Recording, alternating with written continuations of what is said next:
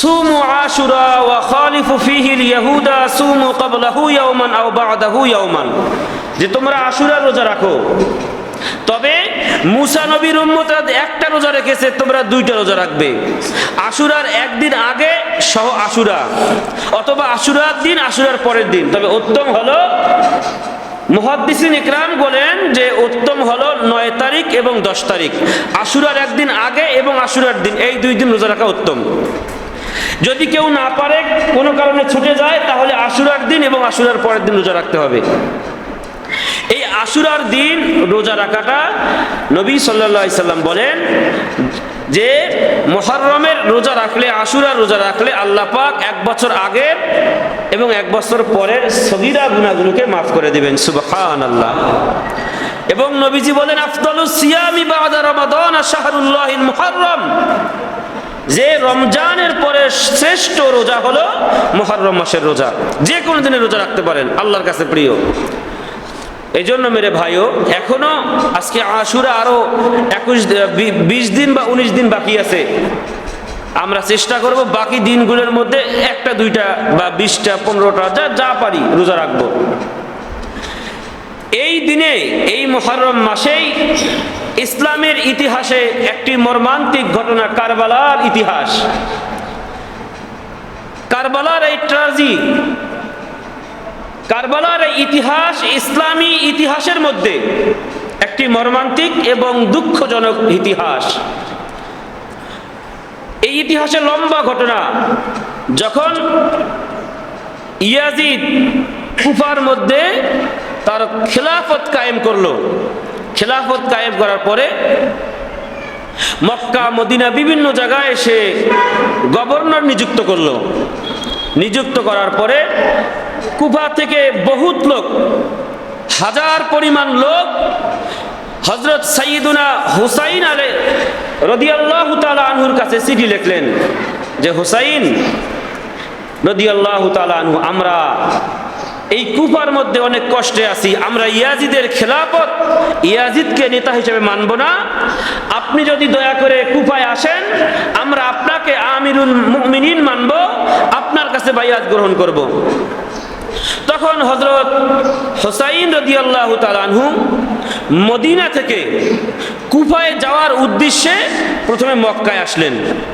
যখন উনি মদিনা থেকে মক্কায় আসেন, আব্দুল্লাহ ইবনে জুবায়ের, আব্দুল্লাহ ইবনে ওমর, আব্দুল্লাহ ইবনে আবু বকর, এরকম অনেক বড় বড় সাহাবীরা, বিজ্ঞ সাহাবীরা, বড় আলেম সাহাবীরা হুসাইন রাদিয়াল্লাহু তাআলা আনহুকে বললেন যে আপনি কুফায় যাইয়েন না, মক্কায় যান, কোনো কথা নাই। রাসূলের রওজা জিয়ারত করবেন, বাইতুল্লাহর তাওয়াফ করবেন, কোনো দুঃখ নাই, কিন্তু আপনি কুফায় যাইয়েন না। আপনাকে, আপনার বাবাকে যেভাবে তারা কুফাবাসীরা হত্যা করেছে, আপনার সঙ্গেও সেই আচরণ করবে, আপনাকেও শহীদ করবে। ওই যুগের বড় বড় সাহাবীদের মত হলো, রাষ্ট্র চালানোর ক্ষেত্রে বুদ্ধি এবং কৌশল বেশি ছিল ইয়াজিদের, কিন্তু আল্লাহ ভীরু, আল্লাহর ওলি, আল্লাহর খুব নিকটবর্তী ছিলেন হযরত হুসাইন রাদিয়াল্লাহু তাআলা আনহু। উনি চিন্তা করলেন যে এতগুলো লোক আমাকে দাওয়াত দিল, উনি প্রথমে মক্কায় গেলেন, মক্কায় অবস্থান করলেন। ওখান থেকে তার চাচতো ভাই মুসলিম ইবনে আকিলকে কুফায় পাঠালেন যে তুমি যাও, সরজমিনে দেখে আসো যে ওখানের হালতটা কি। মুসলিম ইবনে আকিল তিনি কুফায় গেলেন। যাওয়ার পরে যখন মানুষকে বললেন যে তোমরা কি আসলেই আল্লাহ রাসূলের নাতি হুসাইনের খিলাফত গ্রহণ করবে, বলে হ্যাঁ আমরা গ্রহণ করব। তাহলে তারা এইভাবে যখন মাঠ পর্যায়ে যাচাই করতে গেলেন, যাচাই করে দেখলেন যে অনেক মানুষ, প্রায় 1200-র মতো মানুষ, আরো বেশি হবে, হযরত হুসাইন রাদিয়াল্লাহু তাআলা আনহুর কাছে বায়াত গ্রহণ করবে। হুসাইন রাদিয়াল্লাহু তাআলা আনহুর কাছে বায়াত গ্রহণ করবে। তো উনি চিঠি লিখলেন যে ভাই, আপনি ইচ্ছা করলে আসতে পারেন, এখানের অবস্থা মুওয়াফেক, আপনাকে অনেকে খলিফা হিসেবে মেনে নেবে, আপনি আসেন। উনি চিঠি লিখে পাঠাইয়া দিলেন। ওই মুহূর্তে উবাইদুল্লাহ ইবনে জিয়াদ, যে কুফার গভর্নর ছিল, ইয়াজিদ তো হলো মন্ত্রী, প্রধানমন্ত্রী, আর গভর্নর হলো উবাইদুল্লাহ ইবনে জিয়াদ। উবাইদুল্লাহ ইবনে জিয়াদ জানতে পেরে যারা মুসলমানদেরকে সহযোগিতা করবে যারা হযরত হুসাইন রাদিয়াল্লাহু তাআলা আনহুর পক্ষে থাকবে সবাইকে তিনি সতর্ক করে দিলেন যে না, এটা করতে পারবে না। তখন তারা উবাইদুল্লাহ ইবনে জিয়াদের বাড়ি ঘেরাও করলেন। উবাইদুল্লাহ ইবনে জিয়াদ খুব কঠিনভাবে এর মোকাবেলা করে সবাইকে সতর্ক করে দিলেন, অনেককে শহীদ করে দিলেন। এই সংবাদ ইতিমধ্যে তো হযরত মুসলিম ইবনে আকিল হুসাইন রাদিয়াল্লাহু তাআলা আনহুর চাচতো ভাই, উনি চিঠি প্রেরণ করেছেন যে আপনি কুফায় আসেন, সব ঠিক আছে। হুসাইন রাদিয়াল্লাহু তাআলা আনহু যখন মক্কায় বসে রাসূল করিম সাল্লাল্লাহু আলাইহি ওয়াসাল্লামের রওজা জিয়ারত করলেন, সালাতু সালাম দিলেন, আসসালাতু আসসালামু আলাইকা ইয়া জাদ্দি, হে আমার দাদা জান, আপনার উপর সালাতু সালাম। এইভাবে উনি রাসূল করিম সাল্লাল্লাহু আলাইহি সাল্লামের রওজায় গিয়ে সালাম দিলেন, কাবা ঘরের তওয়াফ করলেন এবং মালিকের কাছে দোয়া করলেন, মালিক তুমি আমাকে কুফার জন্য পাঠাইবা, তুমি যদি আমার জন্য ভালো হয়, আমার জন্য যা ভালো হয় তুমি তা ঘটাইয়া দিও, আমি তোমার উপর রাজি আছি। উনি চিঠি পাওয়া মাত্রই হিজরি 60 সনে, হিজরির 60 সন হিজরিতে উনি 72 জনের একটা কাফেলা নিয়ে, তার মাঝে তার সন্তানরা ছিল, ছোট ছোট বাচ্চারা ছিল। আলী আসগার তখন তার বয়স 6 মাস চলে। আলী আসগারকেও সাথে নিয়ে, ছেলেকে, মেয়েকে, আত্মীয় স্বজনকে সাথে নিয়ে উনি কুফায় রওনা করলেন। হাঁটি হাঁটি পা যখন তোরা কুফার মধ্যে গিয়ে পৌঁছলেন, এই সংবাদ কুফার মধ্যে ছড়িয়ে গেল। রাসূল করিম সাল্লাল্লাহু আলাইহি সাল্লামের দৌহিত্র হযরত হুসাইন রাদিয়াল্লাহু তাআলা আনহু মক্কা কুফায় এসেছেন। সকল মানুষগুলো মন খোলাসা করে তার কাছে বায়াত হবে। অপরদিকে উবাইদুল্লাহ ইবনে জিয়াদ, যিনি ইয়াজিদের পক্ষ থেকে কুফার গভর্নর ছিল, সে সতর্ক করে দিল, যদি কেউ হুসাইনের পক্ষ নাও তাহলে তোমাদের কিন্তু খবর আছে। এই ডরে যদি হুসাইনের পক্ষ নাও তোমাদেরকে কতল করা হবে, তোমাদেরকে মেরে ফেলা হবে। এই ভয়ে মানুষেরা আস্তে আস্তে হুসাইন রাদিয়াল্লাহু তাআলা আনহুর কাছে কি বায়াত গ্রহণ করবে, আস্তে আস্তে দূরে সরে গেল। এটা কেমনে বুঝলাম? কিছুদিন আগে তো আওয়ামী লীগের রাজত্ব ছিল না? ওই মুহূর্তে এলাকায় যদি কোনো বিচার বসতো আর বিচারক যদি আওয়ামী লীগের কোন নেতা থাকতো, তো দেখা যেত মানুষ ইনিয়ে বিনিয়ে আওয়ামী লীগের পক্ষ নিত। ঠিক না বেঠিক বলেন? যে কোনো ভাবেই আওয়ামী লীগের পক্ষ নিয়ে তারা সঠিক বিচারটাকে বিঠিক করে দিত। একটা বিচার সঠিক, একজন নিরীহ মানুষের পক্ষে যাবে, কিন্তু যার সাথে বিচার হচ্ছে সে হলো আওয়ামী লীগ করে, ছাত্রলীগ করে, যুবলীগ করে, তখন এই বিচারটা ঘুরিয়ে ইনিয়ে বিনিয়ে ওই নিরীহ মানুষকে ধামাচাপা দিয়ে বিচারটা দেয় আওয়ামী লীগের পক্ষে।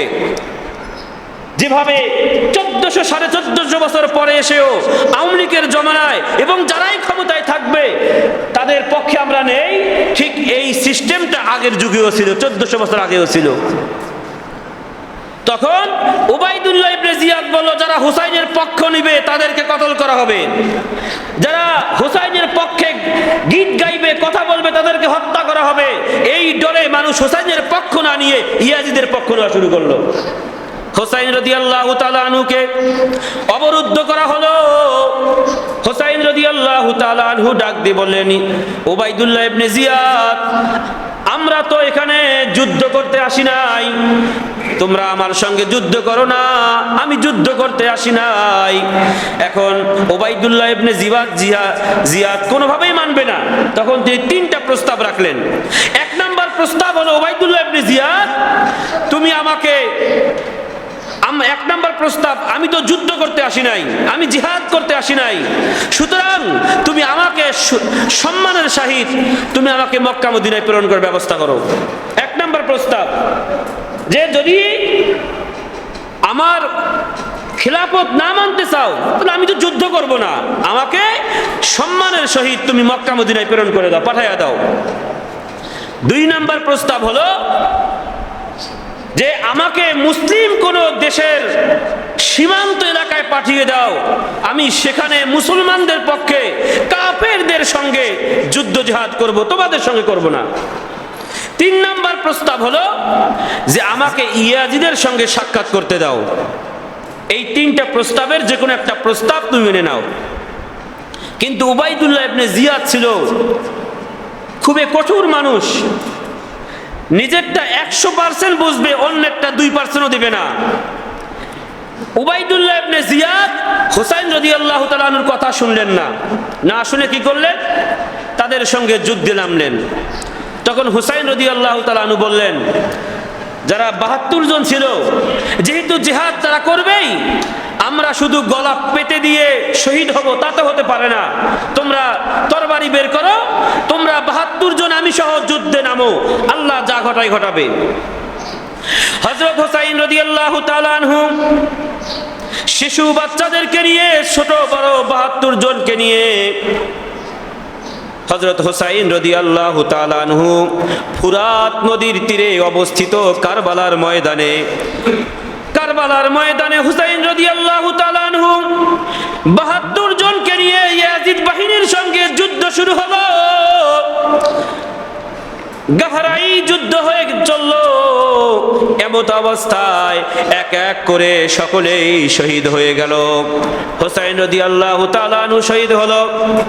যখন হুসাইন রাদিয়াল্লাহু তাআলা আনহু শহীদ হয়ে গেল, শহীদ হওয়ার পর মাটির মধ্যে তিনি ছটফট করতেছেন।